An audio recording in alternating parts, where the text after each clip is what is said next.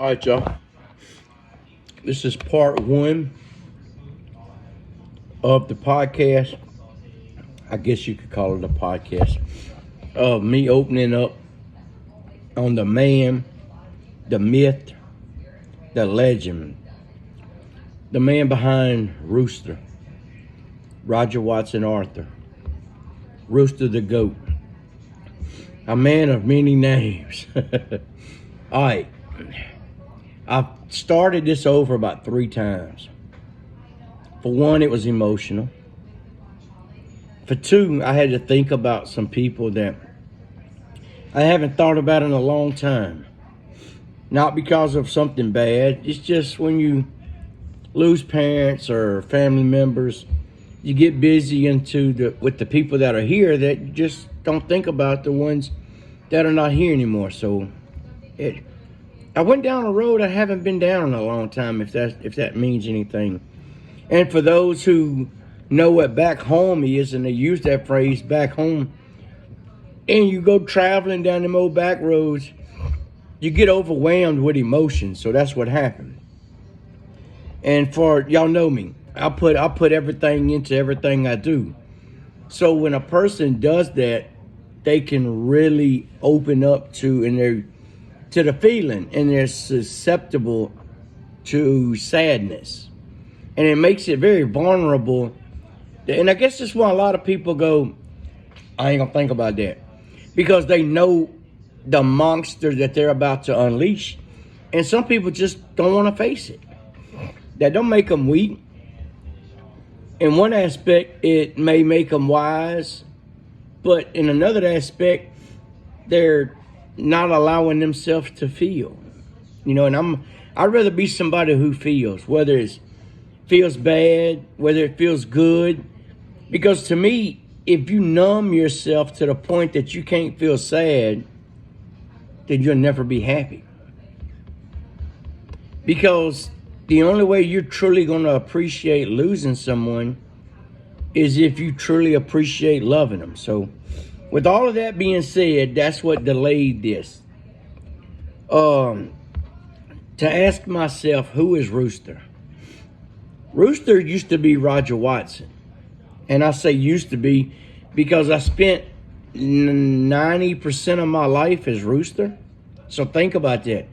You really lose yourself when you become someone else. So as far back as I was to think, what do I know about Roger? Roger was born to a mom and dad, Roger and Brenda. I'm a junior. Born in Florida on the Navy base in Pensacola. My dad was a flight deck instructor. I don't know if we lived on base or if we lived right outside the base, right up next to the fence of the property, but I do know we were right next to the Blue Angels hangar. I remember with my dad being a flight deck instructor, when he was in, he knew a lot of the pilots. And I've seen pictures of me on the wings of the Blue Angels planes and in the cockpit and stuff like that. I don't remember it. That's just memories that were given to me through life. So I'm trying to go back as far as I can. These are just flashes, like a commercial that I have. So I can say I've been around the Blue Angels. Don't remember any of it, but been around the Blue Angels. Being at Pensacola, it's obviously right there on the beach. How my mom found out she was pregnant with me, she used to race dirt bikes, 250 Montesas. Now, a lot of y'all are going to be like, Montesa, never heard of it. Some of you older fellas are going to be like, a Montesa? I ain't heard that name in a long time. So you know I'm not making this shit up. Montesa was a hell of a trial bike back in the day. My mama raced them in a circuit, the 250s. She went to do a physical and found out she was pregnant, and she had to sit that season out. And then Dad sold the bikes, and then she just never got back into it. But that's where I come about. My mom was a race dirt bikes. How many people could say that? Their moms raced dirt bikes. I remember an incident kind of clearly. My mom and I was walking out into the ocean, and that's kind of the reason I don't go into the ocean today. Look at that, y'all. I've lost some weight. Look at that. That is cool. Look at that, y'all. I've never had that before. She was walking me out into the ocean. Now, she's not very tall herself. She was a short lady. And the water was clearly over my head, but salt water's thicker than, say, river water or other water. It's easier to tread, and you being a small kid, it wasn't nothing to just float alongside of her and stay afloat. Well, I don't know if it was a lemon shark, a baby shark. It was a damn shark. That's what I call it today. Caught the back of my leg and drug me under and then out further away from the beach. It was big enough to manhandle me, but I don't think it was big enough to destroy me. I'm still here. By the time my mama alerted the lifeguards and got some help over there, I just remember there was a man who grabbed the shark and a man who grabbed me. So apparently it wasn't very big. And they thought that it may even be teething because some of the teeth were in my leg and I had literally pulled some of his teeth out. So I don't know if it was just a freak accident. I don't know what it was, but I know one thing. The shark didn't come out the water, so it's still out there, and I don't take my ass into the ocean. I go to the bathtub, to the swimming pool. Yeah, me and the ocean don't see eye to eye. And just to clarify that, my wife and I took our kids to Lake Charles. And that's ocean water out there. And when we got out the car, I hugged every one of them. I said, if you in ankle deep of water and a shark gets you, I'm not going to get my ankles wet to save y'all. I'm going to love y'all right here on shore. Come on, get your hugs in. I said, because if I'm in the water enough that my ankles get wet, that's a wrap. No, I love my kids, but there's some things I just will not do.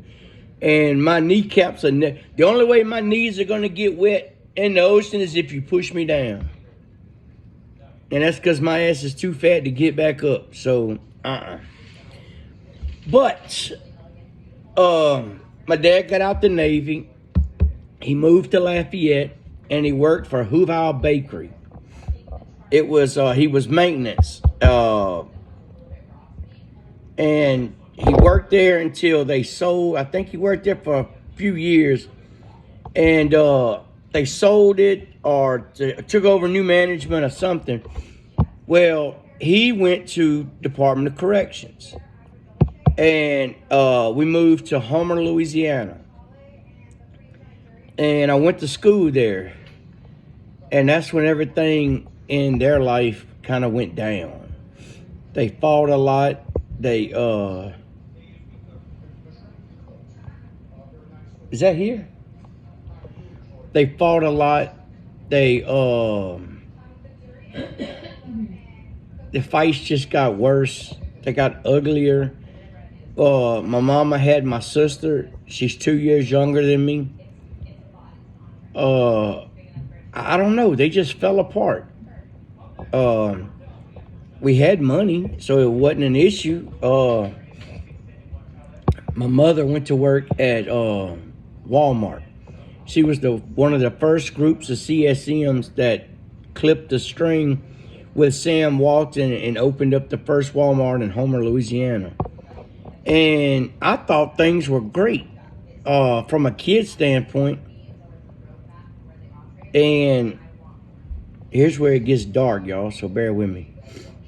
My mama was seeing one of the managers, obviously behind my daddy's back. And one of the most sickening things to me is not when people cheat. It's just when they bring their kids with them. If you're going to cheat, be the lowlife that you are and cheat. But don't bring your kids with you. You know, kids know. Don't think for a minute, oh, they 5 or 6 years old, they're not going to know. They're going to know when you go into that room with that stranger that you do like when you do with daddy or mama when you're a man. Yeah, they know. She brought us with her. And that's something I lost all respect for my mother for. You know, we shouldn't have been there. And then I have to go back around my dad and not say nothing. Because I wanted them together. And I figured, okay, if that's something that they're gonna do, at least I have moments of clarity. And then the fights got so severe that she was ready to just say, okay, I'm gonna leave and I'm gonna take the kids with me. Well, that would destroyed my dad to the point that it turned him into a person that I've never seen before. My dad had a 357, and the only way my mom could shoot it was if he put 38 shells in it, because a 357 would shoot 38s. But when he used it, it was always the same. Hollow point 357s. There was a hoss when he shot it. So one fight got so severe that they stopped hollering at each other. The silence, the tone. You knew there was something in the air.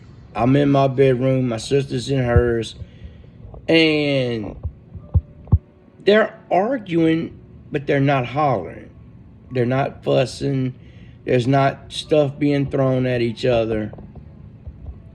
The words, it was almost like they were sword fighting.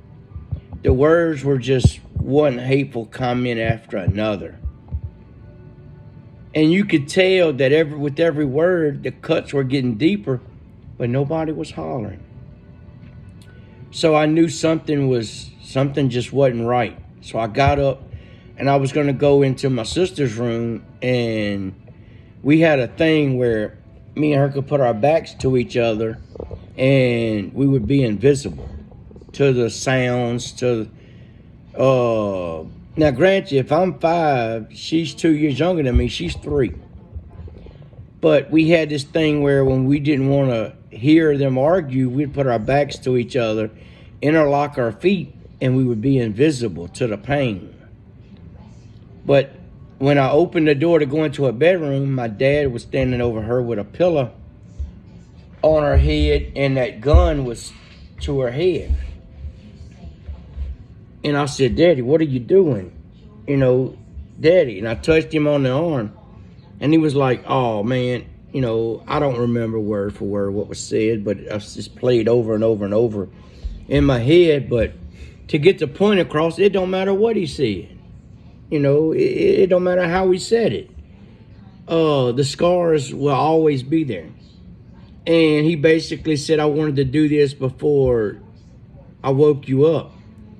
And he said, your mom is threatening to leave and take y'all with her, and I'm nothing without y'all. So we're all fixing to go out. And I said, I just grabbed him on the arm, and I was like, I just knew I was begging him not to. I don't remember word for word, but I mean, for a 5-year-old to beg your dad not to put a bullet in your head, I can only imagine what I said. So he looked at me and he took me, he says, close your eyes. And he put his hand over my head like this.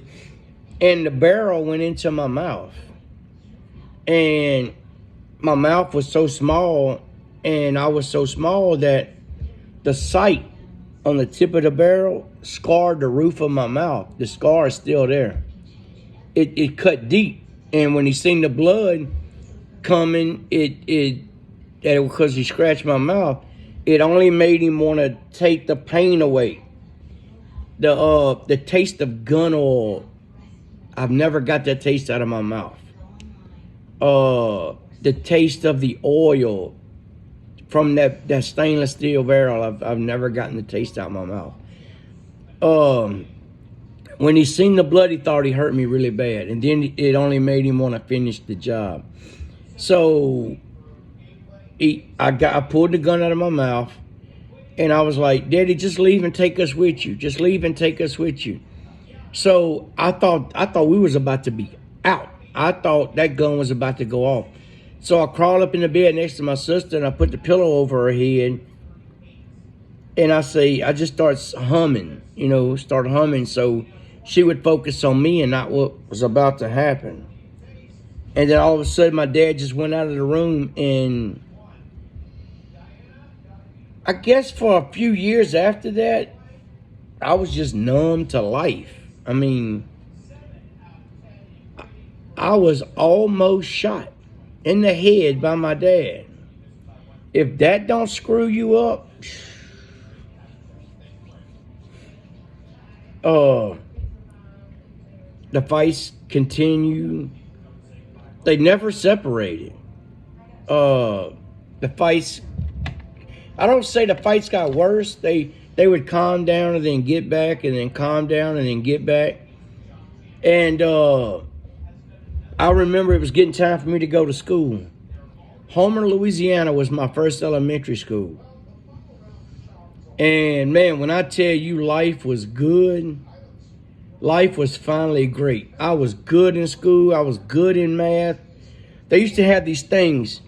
It would say Roger said his 1 timetables. Roger said his 2 timetables, 3, 4, 5, and so forth. Well, every Friday I was coming home with one. I was studying hard all week. I got up to my 10 timetables, and man, I thought I was the shit. And it was easy. If it was 1, then it was 10. If it was 2, it was 20. 3, I mean, it's like, come on, bro, throw something hard at me. So life was good. And then something bad happened. Dad transferred to Angola, which moved us to Jackson, Louisiana, where my mother's mother and father were, which was okay. I had friends there. It was cool, it was all good. I had friends in North Louisiana and family in North Louisiana, and when I would go spend the summers with my grandparents, I made friends in Jackson, so I was cool. And besides, I was always a open person. I could make friends anywhere. So we went there and we stayed a few years. My dad worked for Angola, and then he got an offer for a job at LP&L. It was a light company. So we moved again. Get that. So moved to Vidalia. And I went to school there. My grandmother was there. Everything was fine. Daddy was making good money. Life was good. I had a go-kart. I was playing baseball. And didn't think I was ever really good at it, but I went from outfield to shortstop. And I always thought that they brought their good players closer to the infield. So I tore shortstop's ass up. I was good. And my mom and dad never come to any of my games. We lived like right here.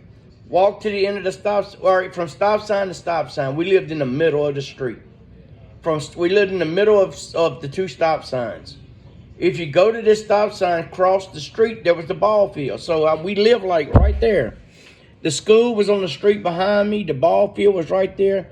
It was a beautiful, fancy subdivision. So everything I wanted was like right there. So I'd walk to my games, walk home. And they let me know at one game that I made All-Stars, that I was going to play for the Unified Cardinal All-Stars. And for somebody that has always had stuff taken from him, it felt good to finally have something. I finally had a label. I finally meant something to somebody. I was picked.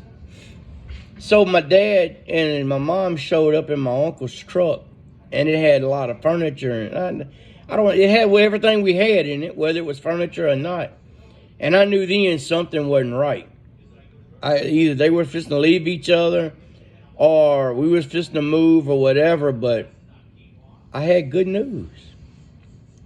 So my dad come up to the dugout, and I was so excited. I said, Dad, I got some news, man. He said, I got some news too. He said, who wants to go first? I said, well, if my news hurts your news, Dad, tell me your news first. I said, I put my dad first. The man who didn't blow my brains out. You know, the man who didn't open my skull.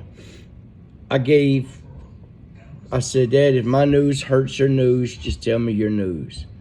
He said, well, we're moving back to Jackson, which was where my grandma was at, where we just 3 years ago, we moved from. So I was like, okay, cool. He said, what's your news? I said, it ain't important, Daddy. I hit a ball to the outfield. He said, okay, cool. He said, well, you ain't got to worry about that no more. He said, come on. So we loaded up in the truck, and the game wasn't even over. I was taken from the game and just all the way to Jackson, which is about 2-hour ride. I just sit there. And a couple of days later, I remember Dad asking me about that hit. And I was like, Dad, I lied to you. He said, you lied to me? You don't never lie to me. He said, what's wrong? Why are you lying to me? I said, I made All-Stars. And for once, I kind of seen sadness in his eyes, like he had let me down. And I said, I made All-Stars. I said, I was the 3rd pick for All-Stars. For all the teams that was that played in that league, I was the 3rd pick for All-Stars. And he just looked like he for once he was tired of causing me to lose something. And that kind of brought me and him close together, if that's even possible to say. But I went on, and where my grandmother lives, we had a big open field, so we played football and kickball and baseball in that field. And the neighbor that lived next to me had a mounted basketball goal, so we did all of our basketballing over at his house. So it worked great. And so that was our summers. That was our life. I went to school in Jackson. So I was settling in for a change. Every day I went to school, I didn't take life serious. I mean, it's hard to take life serious when you have nothing to hold on to. When your only consistency is change is the only thing you prepare for. Listen, let that sink in. When change is the only thing that's consistent in your life, change is the only thing that makes you comfortable. Think about that.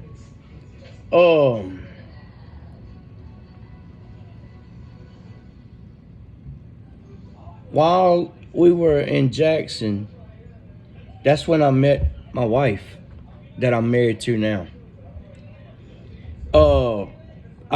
Me and a buddy of mine took my grandmother and grandpa's lawnmower, and we did side work. We'd go cut grass, go trim stuff up.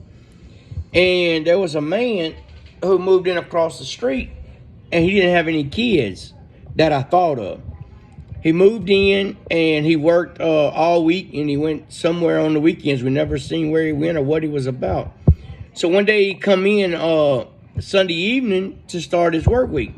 I went over there and knocked on the door. I said, sir, I understand. I can see that you're not here a lot. I said, how much would you charge me to keep your yard cut? How much would you pay me? How much would you pay me to keep your yard cut and take your trash to the road for you? He said, that's a good idea. He said, how old are you, fella? And I told him. He said, I got 2 boys about your age. I said, well, man, do you live here or somewhere else? He said, I live in New Iberia. He said, I come down here to work. He said, but I go to New Iberia. It's where my wife and kids are. He said, how about instead of me going home next weekend, I get my wife to come here with the boys? And I was like, man, that'd be cool. So yeah, he paid me Monday, Wednesday, and Friday. I take his try or clean up whatever needs to be cleaned up and keep the grass cut and take care of everything. So we agreed on it. But that weekend came by, he brought his two boys, and we hit it off, man. I introduced them to my friends. We had extra players when we played baseball, football. He was into go-karts and four-wheelers and stuff. So the activities were great. Life was good. So they decided to move on this end permanent. So he went from that rental trailer to he bought a trailer across town at the backside, which we lived in like the town part, and probably 3-4 miles up the road was the backside of that little town area. So he bought a mobile home and put it there. So when his wife was in New Iberia, they had a best friend that had 2 girls. So she babysitted those girls for him. He was a single dad. Well, one day she come to Jackson. She brought the girl, which is Carla. That's how me and her met. And bruh, like a biscuit to gravy, I took to that heifer like, ooh, Lord. Man, when as soon as we seen each other, she can deny it all she want to. She wanted some of this here. She act like she don't. But she was a biscuit and I was a gravy, and she sopped me up. Woo! We dated. We dated instantly and started dating for years. On the weekends and holidays, we would go back and forth. So even though I lived 2 hours from her, we seen each other enough so it didn't feel like a long distance relationship. All right. Well, about this time, I'm in middle school. We're out playing football in our field, and our football coach for the school was riding through the neighborhood looking for some new talent. And he seen us playing football, and he stopped and started watching us. And my dad, not knowing who he was or what he was doing, walked out to the edge of the road and struck a conversation up with him. Come to find out, he was the middle school football coach. So Dad, invited him to get out the truck and come and talk to us. So he wanted us to try out. All of us, everybody that was out there. So we all went, suited up, and tried out that Saturday and hung out at the football field and at the school. Boom, I made it on the football team. And because I had red hair and a thick neck, and when I would go to hit somebody, I'd do my elbows out like this. And he said I looked like a rooster. Incorporates the name Rooster upon me. So it started on the football team, Rooster. Well, I was the center. I was first string center, and the center and the quarterback always hung together. So, who is the most popular kid in school? The quarterback of the football team and his sidekick. So my popularity went straight to the roof. So he always dated the captain of the cheerleading. Well, the co-captain had a boyfriend, which it was always the co-captain, the captain, the quarterback, and the center would always be a couple. Well, it worked out great for me and her because we could hang out and not have anything to do with each other. My girlfriend lived in New Iberia, so I wasn't out trying to see anybody else or mess with anybody else. And her boyfriend was in a grade above us. So anytime there was an event, me and her were together. And it was an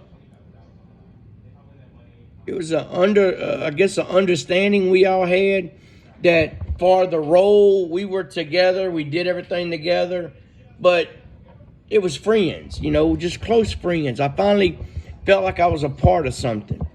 So the name stuck. And Jackson, St. Francisville, Clinton, Slaughter, Ethel, all close together towns. I got to know people, and the name Rooster, it got to the point that when I went on jobs, people called me Rooster, didn't even know my real name. So at the 30-minute mark, this is when we would do a commercial break. So I'm going to pause for a second for a commercial break.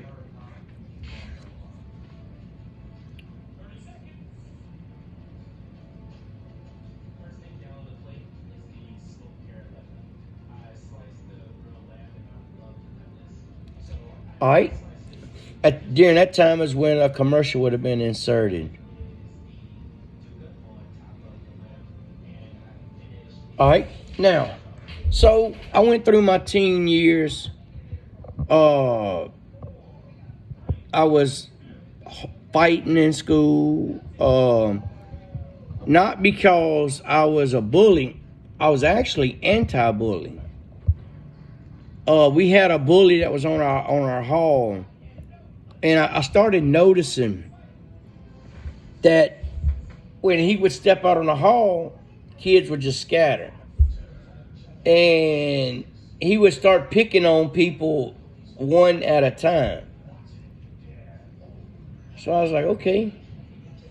I caught the first day that dude didn't come to school, and everybody that I seen that was afraid of him, I said, come on in the bathroom, we're going to talk. It was me and about 10 other kids. I said, look, y'all, there's 11 of us. There's one of him. He only picks on us when we're by ourselves.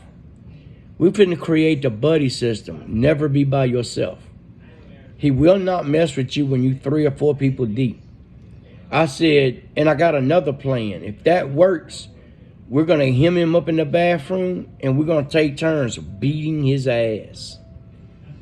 So they were like, bro, we can't do it. They were scared. Oh, my God, they were scared. So he come to school the next day, and we did the buddy system, and the bullying kind of slacked off a little bit. I finally got their confidence up enough to stand up to them. So we all, right before class started, everybody went to the bathroom. And I was walking the hall by myself, and he kind of hollered at my name. And I went, like I was scared, I went on into the bathroom. Well, he followed me. And when he followed me in there, we took that trash can and we tore his ass up. We beat him out the frame. And everybody took turns getting their licks in. Now, do I promote violence? No. Do I condone taking advantage of somebody? No. But if you think for 1 minute God or Jesus wouldn't put their foot in somebody's ass when they've had enough, you got another thing coming. Everything about the Bible is putting their foot in somebody's ass. If you think for 1 minute I won't beat the hell out of somebody that puts fear in somebody else just because I got a little bit more bravery than they do, you got another thing coming. I will knock somebody's ass. I will fight so hard for somebody. I will try to knock their bowels so loose, if they sneeze, they would shit all over themselves. I will beat the shit out of somebody if I see they scaring somebody else. So we beat that boy out the frame. Principal got wind of it. Teachers got wind of it. All of us got detention for 1 day. None of our parents were called. We got detention for 1 day. And the principal sat in there. And he had a long talk with us about violence and zero tolerance. And people had to be punished, even though you did something right, you did something wrong. So our punishment was to sit in there and explain to him what we learned from that. And so we all had a good talk. To me, that was a diplomatic way to handle that. He just wanted to know what we learned from it and basically find out which one of us liked that taste of victory to the point that we would in exchange become a bully ourselves. And I think that's what he seeked out to do, he did. And he found out that none of us wanted to do that. Every one of us was remorseful for doing it. But every one of us felt it had to be done. Nobody got suspended. Nobody had to go tell their mama. Nobody had to get the repercussions of telling on somebody. When you start that zero tolerance bull crap at school, let me tell you what you create. You open the door for bullying. If I run my mouth like this, but never touch you. And I go on and on and on and on and on and on and on and on and on. The moment I slap the shit out you, that's considered a fight. That's not a fight. A definition of fight would be mutual combative. Meaning, I want to fight you. I want to fight you too, and y'all fight. There's zero tolerance in fighting. There should not be a zero tolerance in slapping the shit out of somebody. Because what is the difference from doing this to somebody and pushing up on them and pushing up on them and not saying a word? There is zero difference. Think about that. That person that'll walk right up to that line and drive you crazy is just as bad as that person who will put their hands on you. The moment you don't believe that, go ask a woman what's the difference between mental abuse and domestic violence abuse. Shoe kind of fit, didn't it? Let me repeat myself for the people in the back. The moment you tell me that there's no difference, or that there is a difference between this and putting your hands on somebody, when you tell me there's a difference and you go to school and you say there's zero tolerance, nobody should, this is okay, but this is not okay. When you tell me that, then I want you to go tell that woman who's verbally abused, never hit, verbally abused, that for her to suck it up and deal with it. Because if she has to suck it up and deal with it, then that kid at school has to suck it up and deal with it. Now, if that woman who's getting mentally abused reaches up and slaps the shit out that man and he stops, is that abuse? Is that a fight? No, that's her being fed up. When you're at that school and you get that person that's doing this, your mama this, your mama that, and you rear back and slap the shit out of them and they stop, the one who struck them shouldn't be punished. He didn't start it. They didn't start it. They told him to stop. They told the teacher to stop. We can't do anything. He hasn't touched you. Okay. You forced them to put the law into their own hands. So slap the shit out of them. So fighting in school, it got real bad for me. To the point that if I got into one more fight, I was going to be sitting in my weekends at the police station. So my dad said, we need to move across parish and send him to that other school where they got a rodeo club. They got more activities. They got stuff to keep him busy. So me and a spelling teacher, we butted heads bad. She had a pronunciation problem. She would pronounce words that we had to learn, and she would have ED on the words. So we would put ED. And then when the spelling test comes, the word wouldn't have an ED on it. She would mark it wrong. If I said cooked, that's ED, cooked, COOKED. Now, if the word was cook and you didn't hyphen the K, and I spelt the word correctly and I just added an ED on it, you won't have the common sense to know, okay, he spelt the word cook correctly. He must have heard an ED in my application of the word.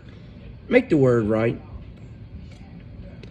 If you said cooked with the ED and there's a pronunciation sounding difference and somebody put COOK, mark the word right. There's obviously a pronunciation deliverance. How many kids get marked wrong because of the deliverance? The message did not get through to them. You got to be able to command the English language to work in spelling. If you got a speech impediment, don't teach speech. Don't teach spelling. If you got false teeth, don't teach spelling. Your S's, your F's, your PH's, come on, people. Work with these kids. Well, anyway, me and this lady did not see eye to eye on anything.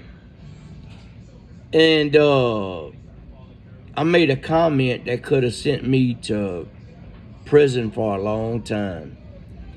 And it was a PE coach that saved my ass. I take that back. I think he was he taught history. I think he taught history 1 year and then PE the rest of the year. I think he was a history teacher. His name was Bob Leslie. I'll never forget that man. That man saved me from something really, really bad. I was leaving out of her classroom. She threw me out of her class. And I turned around and I don't remember exactly what I said, but it was something like, yeah, you're going to treat people like that until something bad happens to you. And that ain't a damn threat. That's a promise. I think that's what I said. And she turned around. She was scared to death of me. She turned around. She said, "What did you say?" And Bob Leslie grabbed me by the face like this and goes, he didn't say anything. And turns me and walks me into his classroom. He says, "Son," he said, "you just threatened that woman with bodily harm." He says, "Let's hope to God she don't press charges." So he kept me in his classroom until she finally got her books and her stuff and she got out. She resigned right after that. I never got a chance to tell that lady I was sorry. She resigned. We went through the summer. We moved to St. Francisville. I go to West Feliciana High School. My mom and dad's walking me down the halls to sign me in. And there stands that teacher. She left that school. She lived in St. Francisville. She left that school because a student threatened her with bodily harm. And she was scared for her life that she left that school. Only to be relocated at the same school that kid was going to go to. I walked up to her. Nobody but me and her knew what happened that day. As far as my mom and dad and stuff like that. I walked up to her. And I said, "Before you say anything, I want to tell you I'm truly sorry. I didn't come here to follow you. I didn't come here for drama. I come here because I didn't like who I was. And I'm on a journey to find out who I am. That town made me a monster. And I'm not running from it. I'm just on a journey to find out who I am."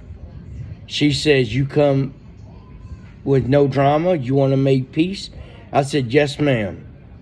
She stuck her hand out. She says, "I'm Tina Reed. I'm the spelling teacher here."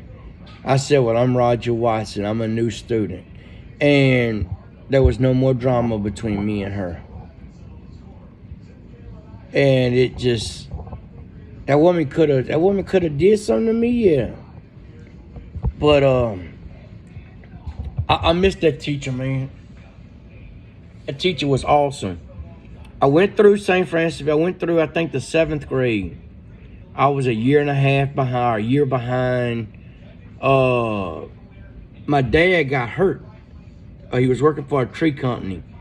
And he twisted his back to the point that he couldn't work. So me working on the summer times and me having a name for myself, an older guy that my dad knew cut right away. So my dad told me to go talk to him and see if I could get some evening work, because my dad's income was about to run out and we needed some money for the house. We was about to be moneyless. So I went and talked to him and showed him that I was mechanically inclined, that I identified tools and stuff like that. So he's like, hell yeah. He said, I had a heart spell the other day and my wife needed me to find a buddy or a spotter to go out and work with me. He said, great. He said, I tell you what. He said, I know your dad's situation. He said, if you come with me every day after school, he said, I'll give you $100 a day for just a few hours of work. He said, he owned a construction company. He said, I'll oversee my guys until you get out of school. He said, I'll pick you up at school. He said, we'll go out to the job. We'll stake out stuff and mess around with the tractors and the dozers and stuff like that to lay out for the next day. So I made $500 a week, which I gave to my dad. I said, here, man. So then it got to where work picked up really good. I was already so far behind in school. He said, look, man, he said, you're an asset to me. He said, how about I give you $250 a day? You go get your GED and just drop out and come work for me. And I thought, damn, $250 a day at probably 15 years old, 16 years old. I'm like, hell yeah. So I went and talked to my dad. I said, how about I just get a GED and, cut loose. So we all thought about it. And at this time, I had lost contact with Carla. I couldn't find her. I was getting ready to decide if I was going to quit school or what I was going to do. I lost contact with her altogether. So I went to the principal. I said, look, man, I said, do y'all have a GED program? I said, I'm fixing to have to get out. I said, my dad's hurt. I'm fixing to have to go to work. The family, I'm the only person the family can depend on. I said, I have to go to work. He said, hold that thought.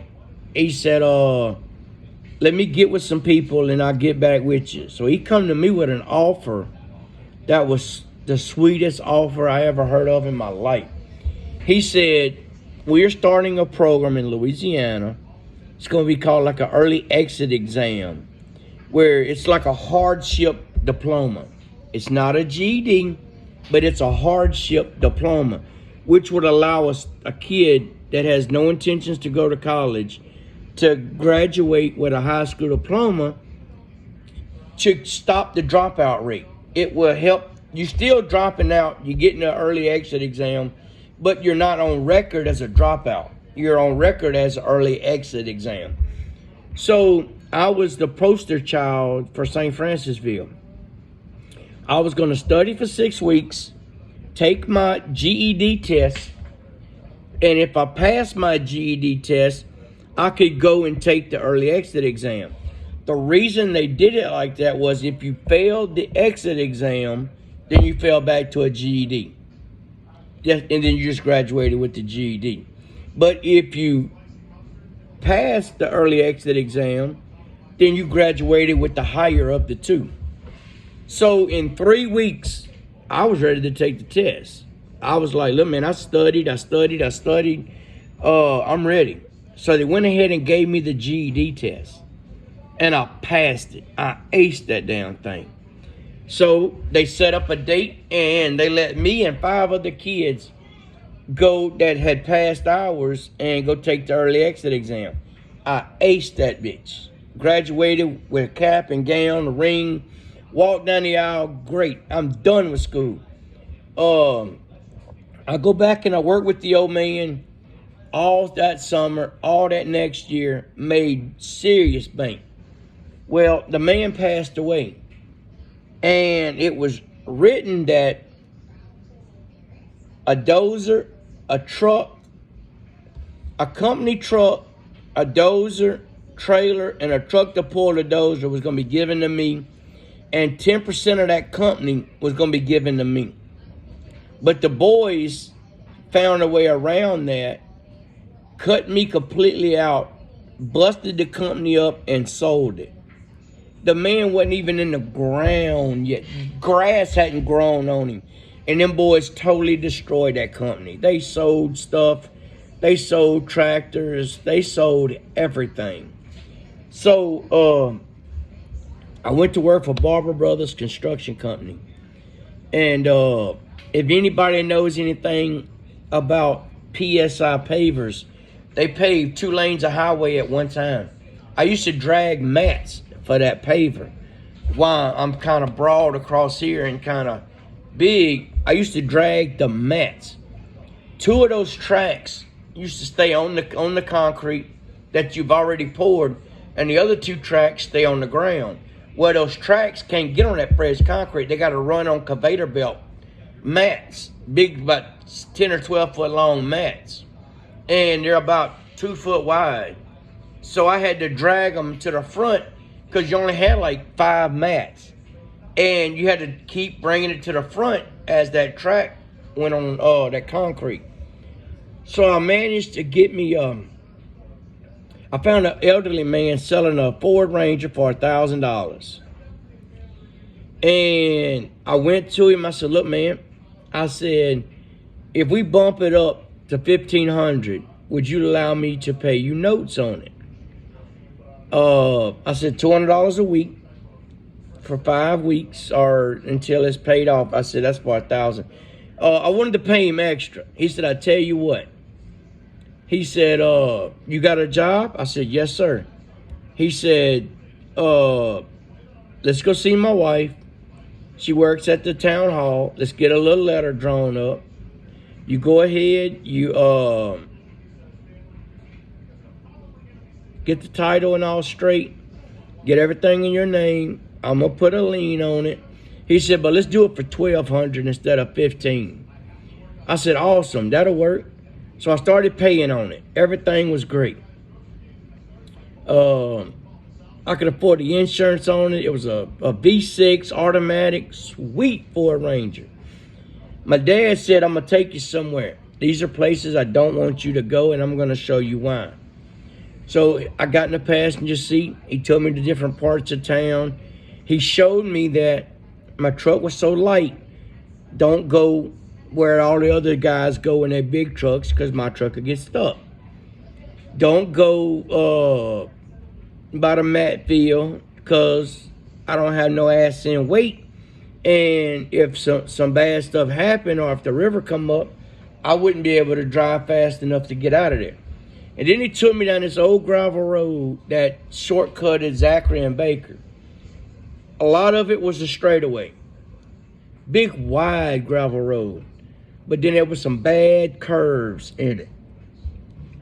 And he kind of showed me, let the truck slide around a little bit to show me that I had no ass in weight in that little Ford Ranger. And that with it being a V6, it had the torque, but it ain't had the body weight to handle that V6, especially for an inexperienced driver like me. So I did everything right. I did everything he said. And I was gonna pay the truck off this coming Saturday morning. Friday evening, me and 2 buddies wanted to go to a street festival in Zachary.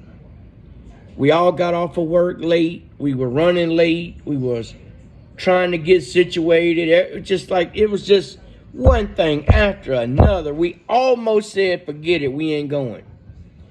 We almost said, forget it, we ain't going. We were going to ride with somebody else. That backed out. So I said, well, screw it, man. Let's just get in my truck. So we got in my truck. It was 3 of us in the front seat of a Ford Ranger, which was tight. But I had the cool truck, man. I had good speakers in it. Everybody in town knew the truck. All I had to do was pull up in Sonic or somewhere. Everybody was coming to the truck. I mean, it was the truck to bring. So we was mapping it out in our head, which way we need to go. That gravel road made all the sense in the world. And I was like, look, bro, devil's out to get us, dog. Devil's out to get us. Why is it everything's stopping us from going to that street festival? But then when the Golden Gates open, it's the only road we not supposed to go down. So they were like, look, bro, let's just be careful. Let's go, let's be careful. So sure enough, We driving along. We hit some loose gravel. Truck gets like that. We regain control. Look at that. We got this. I'm doing about 35, 40. Out of nowhere. Out of nowhere. The ass end of that truck comes around like this. Hits an embankment and rolls. It rolls 3 times on its top. It hits the driver's side, it goes up, it rolls, hits the driver's side, goes up, rolls, hits the driver's side. On the last roll, it clipped the tail, clipped the limb, and it went bumper to bumper 3 times. It slid 112 yards upside down. The reason I know this is stay put. I'm gonna tell you how I know this. When the truck slid, it was upside down and it slid off the road. I asked the 2 guys with me, y'all all right? They said, yeah, man, we straight. Anybody bleeding? No. I said, well, let's sit here for a second. They were like, no, man, let's get out the truck. I said, no, wait a second. We out here in the middle of nowhere. Nobody heard the crash. I said, if we get out and if this truck is mangled, we're going to go in the shop. Let's sit here. Let's comprehend what happened. Then let's get out. I said, fellas, if this truck is destroyed and we realize what we come through, the shock that's going to hit us, we can't handle that. About the time we heard shh and we smelled gas, we hollered, get out. So we kicked the passenger door open and we all got out. And we were like, dude, truck wasn't mangled up hardly at all. The front bumper was dented, the back bumper was dented, but the driver's side was completely smashed down. The day before I was gonna pay that truck off.